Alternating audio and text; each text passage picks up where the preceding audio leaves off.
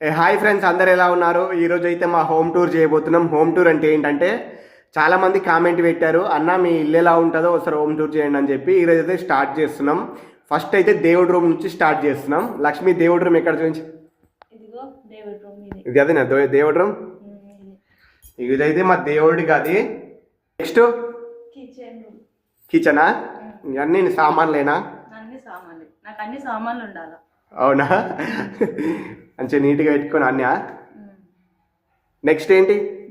ఇది మా బెడ్రూమ్. అవునా? ఇగో మా పిల్లప్పటి మంచము ఇదైతే. అడిచరకు మంచం చూపిద్దాం.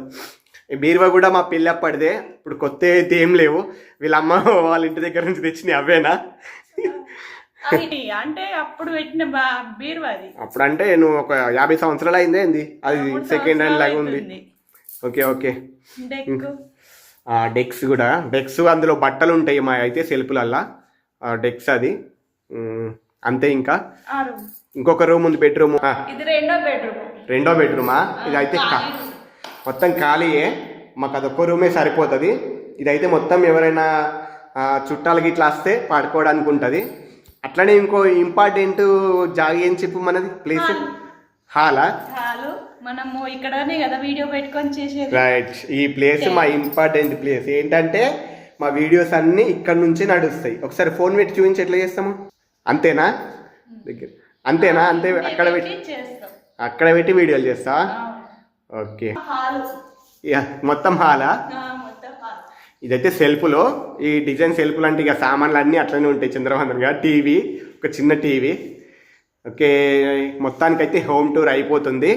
వాష్రూమ్ అనేది బయటనే ఉంది, మాకు ఇంట్లో లేదు. అలాగే మా డాబా పైన కూడా చూపిస్తాము. పద డాబా పైకి వెళ్దాం లక్ష్మి. ఇది బయట వైపు. ఓకే, ఓపెన్ ప్లేస్ అయితే ఎక్కువ లేదు మాకు. ఓకే, పైకి వెళ్దాం పద.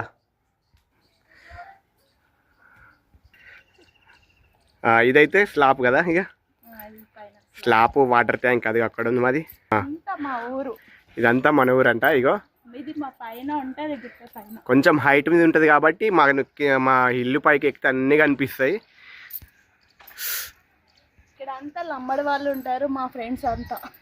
అవును, మన ఫాలోవర్స్ కూడా చాలా మంది ఉన్నారు. ఇదంతా ఎస్టీ ఏరియా అంటాం మేమైతే. తాండా ఒకటి కలిసే ఉంటాము, వాళ్ళు మేము ఎప్పుడు. Okay bye. మా ఇల్లు ఎలా ఉందో కామెంట్ చేయండి కొద్దిగా.